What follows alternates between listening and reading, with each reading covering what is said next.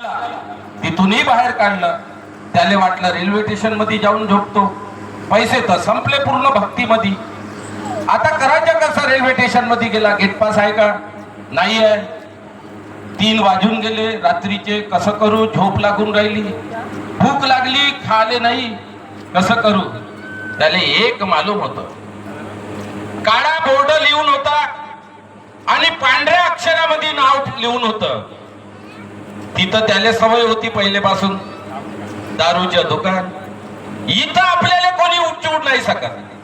इथं झोपलो म्हणजे आपल्याला कोणी उठवू नाही सकत. चाहे पोलीसवाला असो या किती मोठा डॉन असो, इथं आपल्याला उठवू नाही सकत. झोपला तो 3-4 वाजून गेले.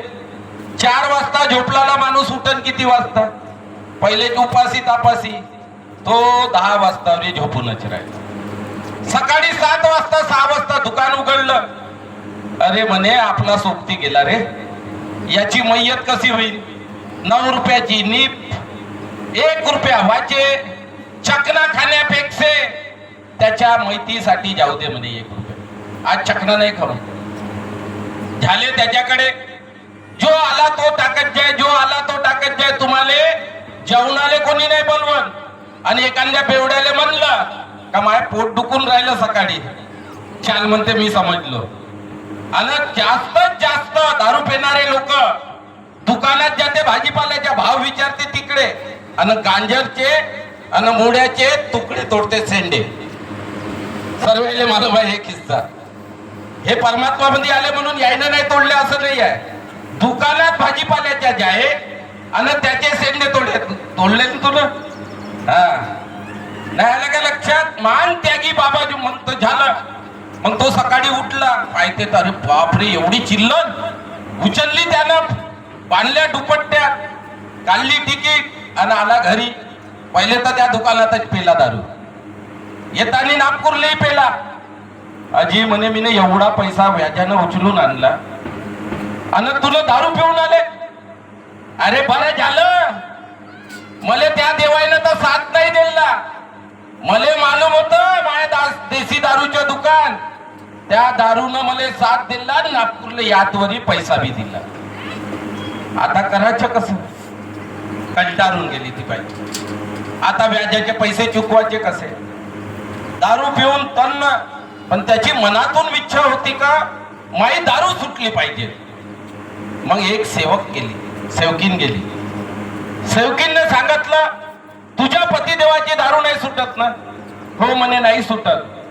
तू फक्त एक काम कर, माया पतिदेवाची दारू तशीच सुटली, काही मार्गदर्शक नाही, काही नाही. त्या साध्या सेवकीनं सांगितलं एक सकाळी 6च्या पहिले अगरबत्ती लाव, संध्याकाळी 6च्या नंतर एक अगरबत्ती लाव.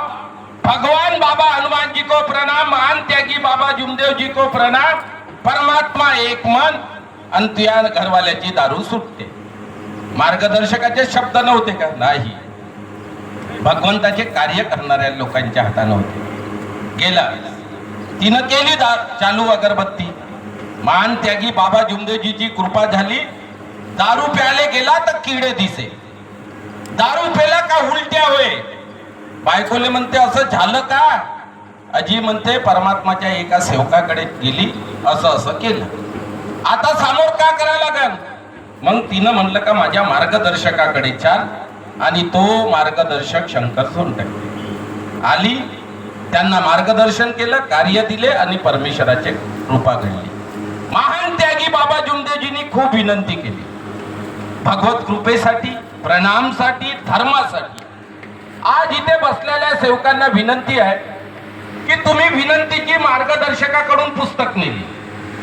असे किती सेवक आहेत की ज्यांनी विनंतीची पुस्तक वाचली? त्यांनी हात वर करा. पूर्ण विनंतीची पुस्तक. खोटं बोलल्याने जमणार नाही. हात वर करू नको बाई, तुला वाचलीच नाहीये. सांग 7व्या नंबर मध्ये का लिहिलाय? 7वा वहीच्या पन्ना आहे, त्याच्यामध्ये काय लिहिलाय? मला शाळेत नाही गेलो, मला कोणताही प्रश्न विचार, कितव्या पन्न्यामध्ये काय लिहिलाय? याच्यासाठी का करा लागल? लन करा लागल. लन वाचल्याने होत नाही. आपल्या कार्यकर्त्याकडून कार्य घेतले का आपल्या पोरीले म्हणायचे तू पुस्तक घे आणि 2 पन्ना नाही तर 1 पन्ना तू वाचून दाखव, आम्ही माय आणि बाप आणि आपलं पोरग ते ऐकल्यानं काय होईल, लर्न होईल.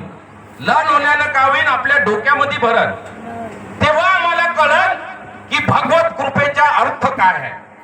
आम्ही कार्य घेऊन घेतो, विनंती झाली, पोट्टा आपले मोबाईल, पोरगी आपली आणि माय आप जाते बेस्टवर आणि माय करत राहते स्वयंपाक.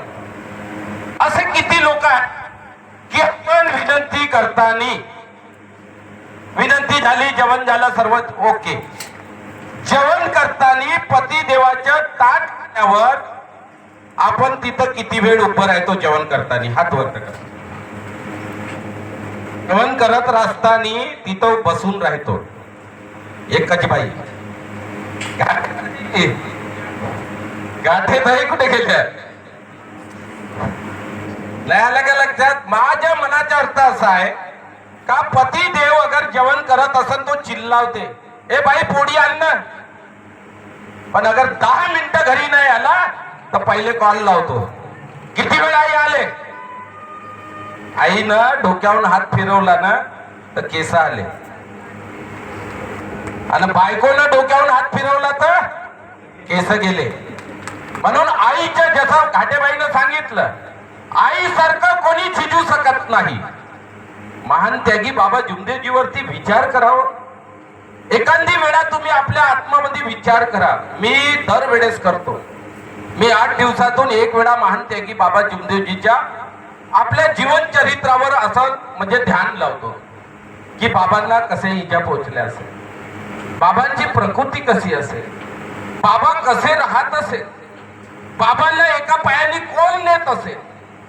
कोणी सेवक एकही बाबाच्या मदतीला नाही आला. आणि बाबा बाथरूमला जायचे. अरे तुम्ही म्हणता ना वाराणसी आईनी बाबांना दिवस देऊन वाईट झालं, कारण की आम्ही मार्गदर्शक जरूर आहोत, मार्गदर्शक जरूर आहोत, पण मार्गदर्शक हिच्या हनुमानजीवाली टोळत फुकते, हिच्या अंगात काही येत नाही. म्हणून त्याच्यानंतर काय करा, हिच्या मागं बडबड करणं बंद करा.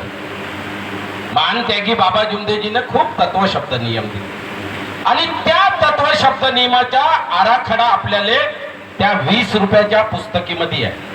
पण आम्हाला सवय पडली मार्गदर्शकाला 10 वेळा फोन करायची.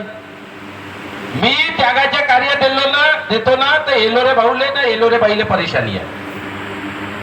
यायले प्रत्येक, अरे काकाने विचारत, त्यागाचे कार्य केले